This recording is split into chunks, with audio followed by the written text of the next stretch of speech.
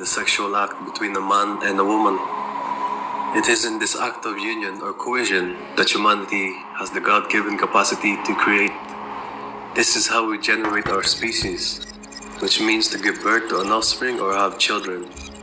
But what if the Bible or the many scriptures have been telling us that we can use the same force to create something else within us?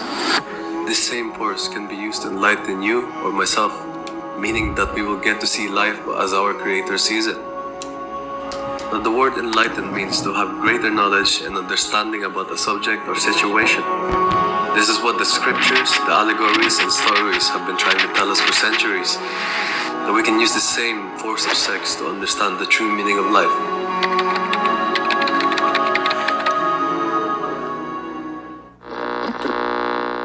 When we summon the sexual energy, we summon the power of creation, the Holy Trinity, which in Christian doctrine is described as the one God in three equally divine persons. Man is the active force, the reflection of God the Father, while woman is the receptive force, the reflection of God the Mother, and sex is the force that brings them together.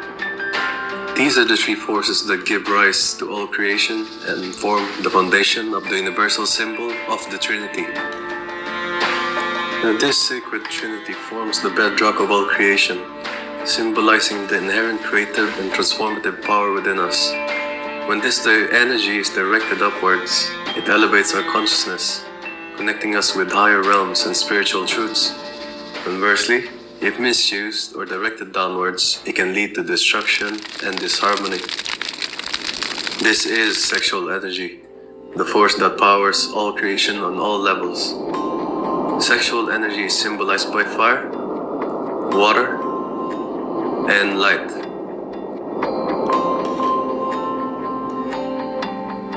In the tradition of alchemy, sexual energy is symbolized by Mercury. Mercury is found in a rock. So the allegory, when Moses hits the foundation stone, the rock, we find the waters of life, aka enlightenment. The ancient ritual of baptism is also a symbol of the transmutation of sexual energy, the source of salvation. All of life is born of the sexual waters.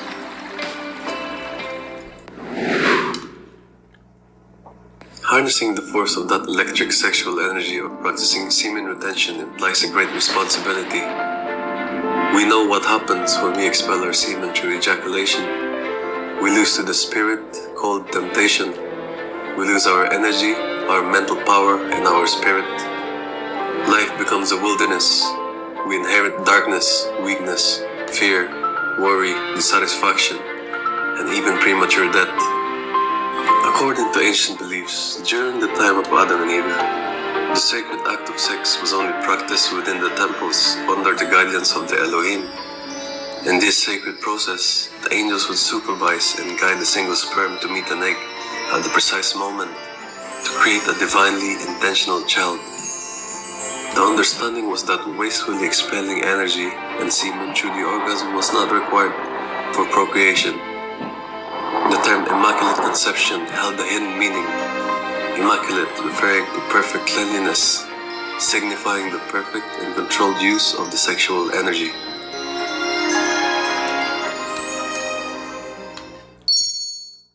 When we engage in sexual activities purely for physical pleasure and succumbing to the orgasm, it means expelling the divine energy, the energy that gives us a higher understanding of life, the energy that makes us the light of the world, the energy that sustains our physical, mental, and spiritual vitality. Adam and Eve, as symbols of men and women of the ancient past, ate of the forbidden fruit of the tree of knowledge or the secret knowledge of sexuality. They abused the sexual energy in their own bodies by having the orgasm, and therefore they broke the most fundamental rule they had been given. We need to learn how to control the tremendous energy that gives us the ability to create, because it is the same magnetic force that sustains our own vitality.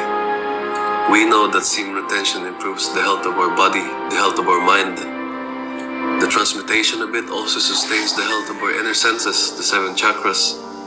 These are the unseen senses that gives mankind the connection to the divine. Without sexual energy, the soul atrophies, breaking our connection with God. When we expel sexual energy, we expel the energy that fuels our inner senses. This is why those who fornicate, who expel the sexual energy through orgasm, cannot perceive God directly. Hello, beloved ones, it's Matt Kahn. The orgasm is symbolized in the poison apple given to Snow White, similar to the apple that Adam and Eve shared. While being sweet to the taste of the physical senses, it is poison to the soul. Eating it will result in unconsciousness and an eternity of sleep. The universal story of maidens and virtuous heroes falling asleep is an allegory illustrating the sleep of consciousness, the state in which human being loses direct personal knowledge of God and the higher realms of nature. This is why the fruit of the tree of knowledge was forbidden to eat. Before the abuse of the tree of knowledge, sex was treated with the utmost respect, and the orgasm was unknown to mankind and not necessary. Husbands joined wives in the sexual act according to the laws given to them by Jehovah Elohim.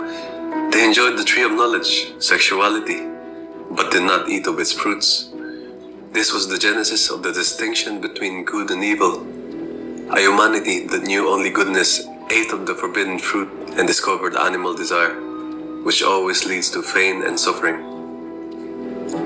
This is the Pandora's box, which when opened releases the agents of evils into the world. Through the discovery of the orgasm, Adam learned to be afraid, to be ashamed, as promised by the tempting serpent, and humanity gained new knowledge, the new knowledge of suffering. In tasting the forbidden fruit, Adam learned desire. From this moment, right and wrong are filtered subjectively through the need to feel pleasure and avoid suffering. Humanity had already known goodness, innocence, purity, and simplicity. Now, humanity also knew evil, shame, fear, pain, and emptiness. And this, my friends, gave birth to the 7 deadly sins. Look around you. This is the generation of lust, envy, greed, and self-indulgence, where pleasure is worshipped and adored. It has been so ingrained in us that some of us make it our life's goal to satisfy all of our perverse needs. In perverse, I mean those desires that are not in line with nature. And little do we know that self-indulgence and instant gratification is what is holding us back to have the life that we know we want. That life, that version of you that has abundance, not in just material wealth or fame. I'm talking about that version of you that has abundance of peace, purpose, discipline, and mental and physical energy. We destroy ourselves by seeking pleasure in many ways. May our Creator help those who are stuck in the party lifestyle and those in the dating apps.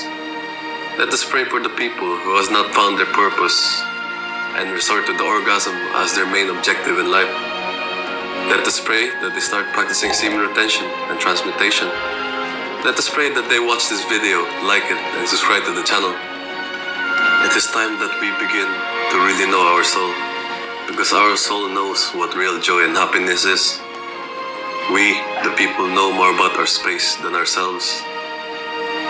The human soul, once found by the individual, will give rise to the spirit, and you will experience the real fruits of life. Time to wake up and realize that society has taught you wrong. It is time to know that every time we indulge in lust, we get lost. Every sexual thoughts of desire for physical sensation wage a war against our soul and destroy our spirit. Every action taken to fulfill sensual wants lead us further from having the life that our Creator wants for us.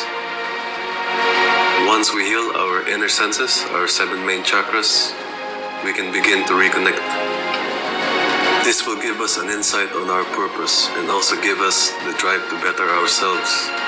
This begins by transmuting the sacred energy that we generate from semen retention to heal firstly our body, then our mind, then our inner senses, then ultimately our soul. It begins with you, and at the end, you will look back in time and you will smile.